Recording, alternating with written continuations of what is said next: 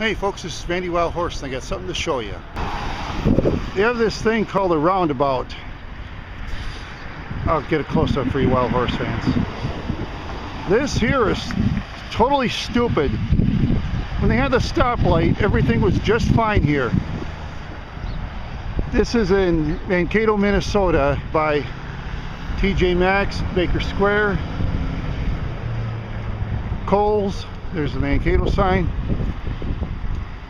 Oh, this roundabout is very dangerous. I mean, when I was trying to go through it, was Wednesday and the 15th there, a couple times I tried to take off, a couple cars almost hit me.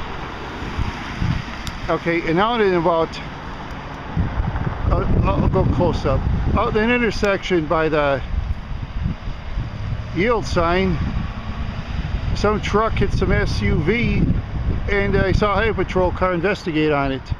Yeah, they gotta get rid of these stupid things and put in the stoplights again.